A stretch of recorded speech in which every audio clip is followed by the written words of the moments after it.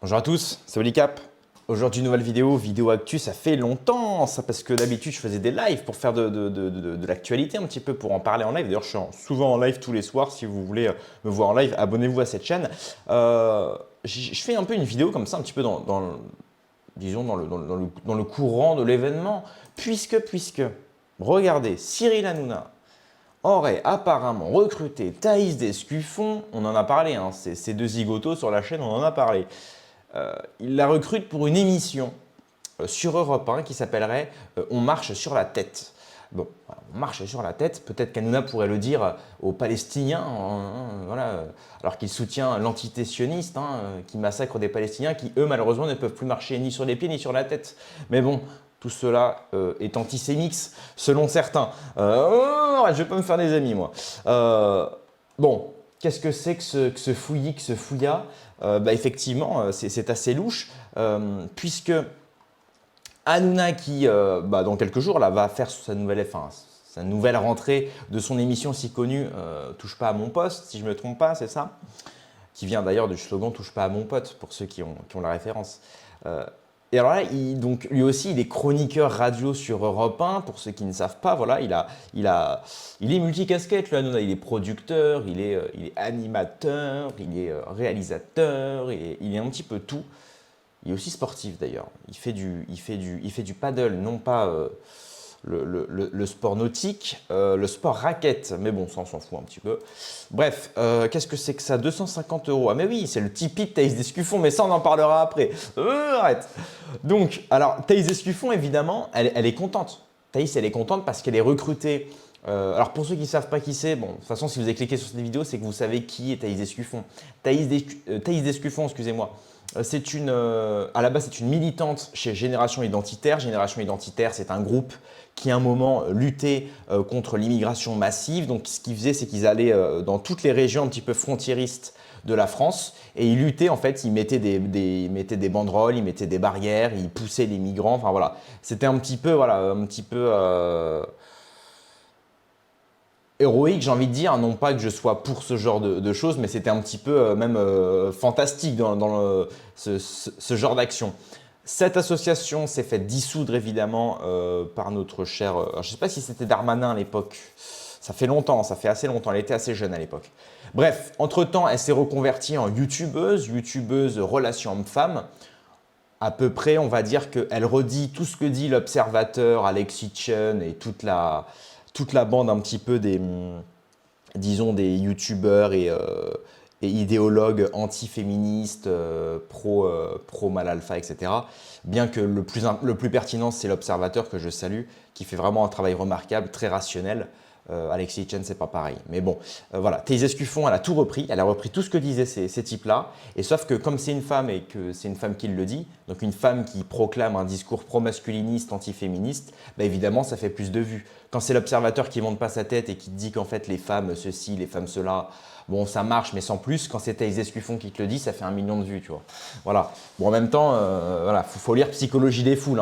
Psychologie des foules de Gustave Le Bon, il t'explique que la foule, tout ce qui est complexe, en fait, il faut que ce soit dit de manière simple, il faut que ce soit dit par quelqu'un qui, disons, représente le héros, qui représente même j'allais dire, le prophète, représente le… Et comme Thaïs Escuffon, c'est une belle blonde aux yeux bleus qui te dit, toi, homme blanc, arrête de copuler avec des femmes qui ne te méritent pas, fais ceci, fais cela et tu deviendras un homme à femme, etc. Bref, bon, j'ai résumé très brièvement sa pensée, mais c'est un petit peu ça. On va dire qu'elle va bien moins profondément dans l'analyse que certains.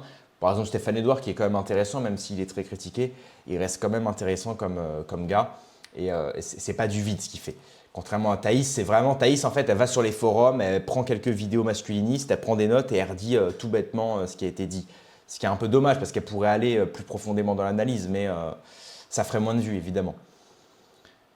Donc, elle remercie Hanouna de sa confiance, etc. etc. mais Europe 1 cède aux pressions médiatiques de gauche, elle dit, et en fait, elle se fait virer. C'est-à-dire qu'elle a fait une émission et le lendemain, elle se fait virer. Alors, du côté d'Hanouna, je me suis renseigné. Du côté d'Hanouna, apparemment, ce que nous dit le magazine Pure Média nous dit quoi? nous dit que, donc là voilà, elle a fait l'émission, je n'ai pas ma langue dans ma poche, j'espère que ça plaira à tout le monde, etc. etc. Ça va très bien se passer, rassurez Hanouna.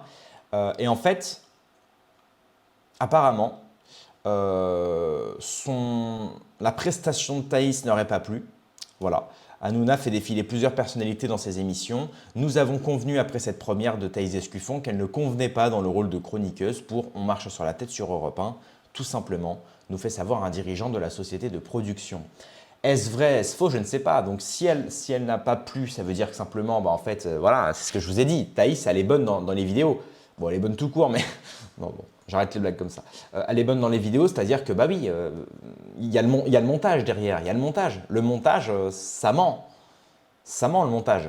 Elle prend quelques informations, ok, il faut que je dise ça, il faut que je dise ça, c'est bien imagé, parce qu'en plus, le monteur des vidéos de Thaïs Escuffon, c'est un mec de chez Valex Studio, enfin en tout cas, à un moment, c'était un mec de chez Valex Studio. Donc évidemment, c'est des gens qui montent très bien, c'est leur métier de monter les vidéos. Donc entre des gens qui montent bien des vidéos, elle qui recopie tout ce que les gens intéressants disent sur l'antiféminisme et le mouvement masculiniste, et en plus, elle est assez belle, donc évidemment, watch time, etc. Super. Mais à la radio, on ne la voit pas déjà. Donc on n'entend que sa voix. Voilà, on n'entend que ses arguments. Mais comme en fait, il y a du montage vidéo dans ces vidéos, bah, les arguments, elle peut toujours les modifier. Elle a un script, elle a un prompteur. En émission de radio, tu n'as pas tout ça. Ou alors tu as quelques fiches, etc. Mais c'est pas pareil. Et puis l'émission, c'est peut-être pas sur ces sujets en plus. Donc ils se sont peut-être rendus compte, c'est une théorie, hein, ils se sont peut-être rendus compte que Thaïs est en fait une gamine qui n'a rien à dire, qui est vide et qui ne se contente que de répéter bêtement ce qu'elle entend et non pas ce qu'elle comprend, tout simplement. Même si dans ce qu'elle dit, il y a des choses vraies. Genre, dire aux femmes de moins aller en boîte de nuit, de moins se vêtir comme des travestis et de plus s'axer sur la religion, la foi et une vraie relation saine et durable, c'est pas, enfin, je veux dire, ça casse pas trois pattes à un canard. Mais elle en rajoute des caisses, etc. Enfin, vous connaissez, si vous cliquez sur cette vidéo, c'est que vous savez un minimum de qui on parle. Ou alors, la deuxième théorie, ce serait celle que, en fait, Bolloré et du moins tous ceux qui gèrent le groupe Europe 1 et tout le groupe médiatico-audiovisuel, donc TPMP, CNews, je ne sais pas il y a combien de chaînes en C8, ces trucs, ces machins, voilà, Europe 1, etc.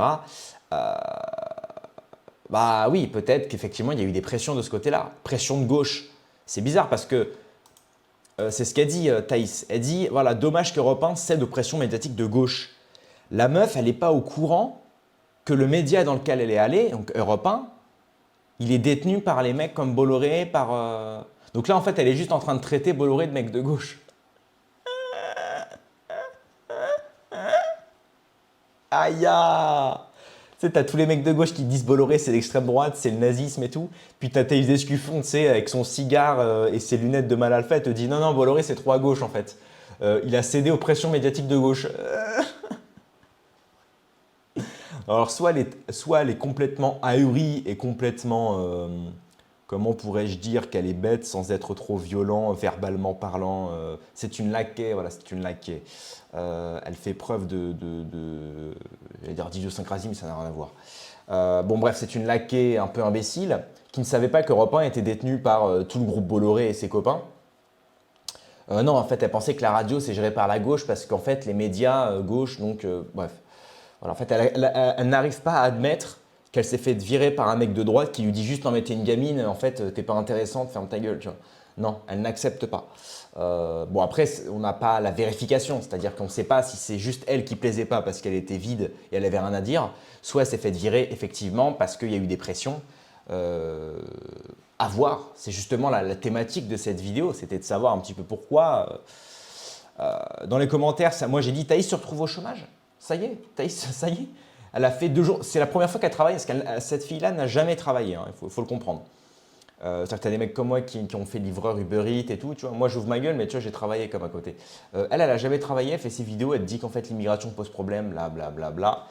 Fille de bourgeoise, jamais travaillé, youtubeuse qui fait 20 000 € par mois, tu sais, bon bref, tous ces trucs-là. Et en plus, la première fois où elle peut être salariée et faire une émission de radio, en fait, elle se fait virer au bout de 2 jours parce qu'elle est mauvaise. Tu vois.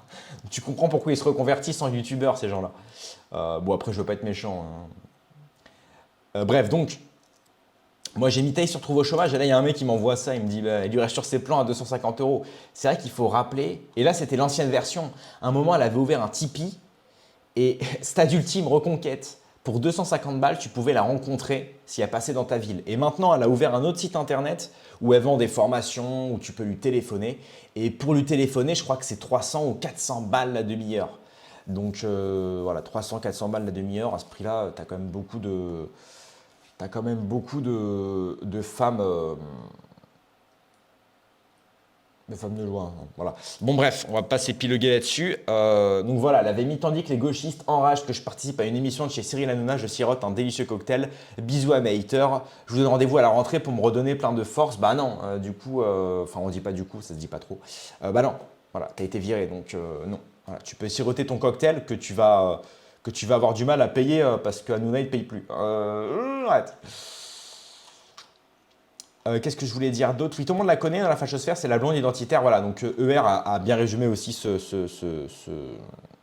cas de figure. Hein. Voilà, Thaïs Escuffon chez Hanouna en radio, émotion générale.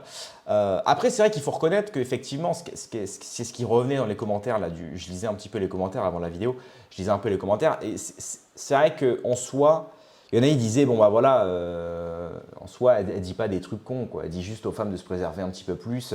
Effectivement, si elle peut passer, en plus, si son discours peut passer dans des émissions mainstream, bah tant mieux, quoi.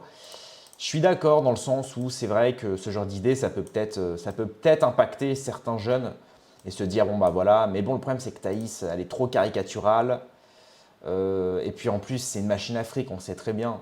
Elle cherche absolument pas à propagander une idéologie vertueuse dans le but de… Ben non, on sait très bien qu'elle veut juste faire du fric.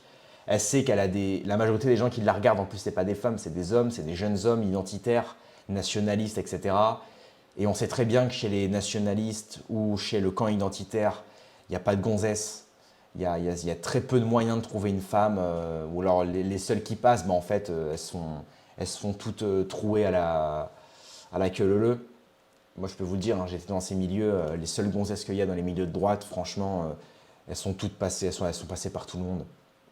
Donc en fait, tu ne peux pas construire quelque chose de sain. Donc moi, je les comprends un peu, les mecs qui se retrouvent chez Thaïs et qui se retrouvent à payer ça. Parce que quand tu es identitaire, que tu t'accroches à la France, que tu t'accroches à ta race, que tu t'accroches à… Bien que ce soit plus vraiment mes idées, tu peux t'accrocher à certaines choses. Effectivement, au bout d'un moment, la question se pose de je vieillis, je prends de l'âge, j'ai une certaine situation, mais j'ai toujours pas de partenaire parce que le trois quarts des gens, je sais pas, sur son lieu de travail sont peut-être de gauche et ça colle pas idéologiquement. Donc forcément, tu te dis, bah, j'ai envie de me mettre avec quelqu'un qui me ressemble. Et trouver quelqu'un qui nous ressemble dans ce camp-là, dans le camp de l'identitarisme ou du nationalisme, bah, c'est pas facile. Donc moi, je les comprends, ces gens-là. Surtout quand vous êtes catholique, que vous voulez une famille saine, que vous voulez plusieurs enfants, etc., etc., etc. Maintenant, effectivement, ce sont des idées, désolé de le dire, un petit peu anciennes, qui correspondaient à une certaine époque, notamment les familles nombreuses se faisaient parce qu'à l'époque, il y avait très peu de moyens de contraception, parce que c'était aussi un moyen pour la femme de subsister, j'ai envie de dire, parce que voilà, elle travaillait, mais pas autant que l'homme. Donc évidemment, l'éducation d'un enfant, c'était un travail en réalité, donc ça lui occupait aussi une bonne partie de son temps. Et puis c'était une période aussi d'après-guerre où il y avait quelque chose à construire. Et comme on avait quelque chose à construire, c'était un meilleur avenir à offrir à nos enfants. Maintenant, qu'est-ce qu'on veut offrir à nos enfants? Le nouvel ordre mondial peut-être? Tout ce monde-là qui appartiennent aux Bill Gates, qui appartiennent aux Musk, qui appartiennent aux Lubavitch. Arrête.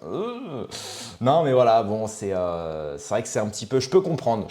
Moi, j'en ai mis pas mal dans la gueule aux gens de droite récemment sur Twitter en les critiquant, mais c'est vrai que je les comprends quand même. Quand on s'attache à des valeurs, à des principes qui ne sont pas forcément les… Après, il y a aussi des gens bons à droite. Moi, je parle surtout des droits tardés, mais effectivement, c'est pas facile. Donc, je comprends aussi que Thaïs, son discours soit écouté, soit reconnu, soit médiatisé. Voilà, faut aussi être honnête. Alors, il y en a un qui dit, est-ce que Thaïs pourrait nous donner son body count? Parce qu'à 25 ans, une vraie fille catholique tradie est vierge. Bizarrement, je ne sens pas trop que Thaïs soit tradie. Bah, c'est vrai que selon les dires, après encore une fois, ce ne sont que des dires, je ne dis pas que c'est affirmatif. Mais moi, un proche de Valek m'avait assuré que Thaïs était passé par Benchen-Cigar. Voilà. Fut une époque, ils coltinaient un petit peu ensemble, là, ils traînaient un peu ensemble. Ils avaient fait sa vidéo où elle tire au fusil à pompe, là, elle était en mini-short, casquette, elle tire au fusil à pompe, totalement américanisé d'ailleurs. Hein. C'est-à-dire que le seul mec qui avait un petit peu de vision de vues à droite, c'était Benchen Cigar, c'était une pâle copie en fait des nationalistes américains. Je vois pas vraiment autant, tu vas me dire, il l'a fait, il a déménagé en Amérique tout court. Lui au moins il a été cohérent, tu vois. C'était un bandeur d'Amérique, il est parti en Amérique. Bon voilà, au moins c'est très bien. Au moins, un de moins, mais au moins lui il est cohérent, tu vois. Contrairement à tous ceux qui te... hein. Euh, Alors, il y en a un qui disait pourquoi le groupe Bolloré a choisi Thaïs Descuffon. Enfin, il l'a choisi, mais il l'a aussi viré, quoi. En fait, on ne sait pas trop d'où ça vient, cette annulation de Thaïs Descuffon. Encore une fois, c'est la thématique. Moi, j'aimerais que vous me répondiez dans les commentaires. Est-ce que vous pensez qu'elle s'est faite virer à cause des pressions? Donc, évidemment, c'est Bolloré en personne, enfin, ou du moins son entourage, tous ceux qui génèrent enfin, tous ceux qui groupillent autour d'Hanouna, en fait, de sa société de production, parce que je crois que la société de production H2O qu'a Hanouna, le fils de Bolloré, il a des billes dedans. Je ne veux pas dire de bêtises, mais je crois qu'il a des billes dedans. Donc évidemment, ça a dû cogiter. Ou alors simplement, elle s'est fait virer parce qu'elle est pas bonne tout court. Elle n'est pas intéressante en radio. Encore une fois, Thaïs Escuffon, son discours, il marche parce qu'on voit sa tronche, elle est belle. Elle dit des choses qui sont factuellement relativement vraies, ou du moins qui font plaisir à entendre, surtout dans ce monde-là, dans cet Occident complètement dégénéré et malade. Kakoshim, arrête. Donc évidemment, ça fait du bien d'entendre ce genre de discours. Et quand c'est une fille belle en plus, quand on pense un peu de manière un peu, pas bébête, mais j'ai envie de dire, quand on fait métro, boulot, dodo, qu'on réfléchit pas trop, et que quand on swipe notre téléphone, on voit une belle gonzesse aux yeux bleus, blondes qui te dit bon bah écoute, toutes les filles aujourd'hui, elles sont pas fiables, elles sont pas fidèles, truc, machin. Bon bah ça fait plaisir à entendre pour un mec un peu lambda, c'est évident. C'est évident. Donc oui, voilà. Maintenant en radio, c'est pas la même. C'est pas la même. J'ai pas écouté son émission. Je sais même pas si elle a été diffusée. Mais ça m'étonne pas qu'elle soit aussi, enfin qu'elle ait pu être virée par sa médiocrité purement auditive et dialectique auditive et radiophonique. Parce qu'effectivement, quand tu l'entends parler, même dans des interviews, tout ça, c'est quand même très très vide. Et c'est là que tu te rends compte que sans le script, sans le prompteur et sans le montage vidéo, c'est zéro, quoi. C'est zéro pointé. Je préfère écouter un mec comme l'Observateur, quoi. Là, l'Observateur, c'est oui. C'est oui. Enfin, le meilleur, ça reste Soso, quand même, hein. Ça reste Soso chez, comment ça s'appelle? Chez Evelyne Thomas. C'est mon choix. Ah, c'était quelque chose, ça. Enfin, bon. Voilà, on n'aura jamais vraiment la réponse. On n'aura jamais vraiment la réponse. Mais en tout cas, Thaïs, on te souhaite bonne route. On te souhaite bonne route. On te souhaite un avenir radieux. Mais à mon avis, tu vas rester sur YouTube. Donc voilà, les YouTubeurs aujourd'hui, comme disait Soso sur les journalistes d'époque, les YouTubeurs aujourd'hui, soit ils sont journalistes, soit ils sont engagés par des journaux, soit ils sont démonétisés. Voilà, c'est ça. C'est un petit peu ça aujourd'hui. Bref, mettez un like, abonnez-vous. Dites-moi votre avis en commentaire. Vous pensez que Thaïs a-t-elle sa place sur les médias mainstream? Voilà, ça c'est une bonne question. Est-ce que Thaïs a sa place sur les médias mainstream? Voilà. Allez, rendez-vous dans quelques heures demain pour une prochaine vidéo. Paix et mort sur mes amis et mes ennemis. Salut. Ça va, Cap.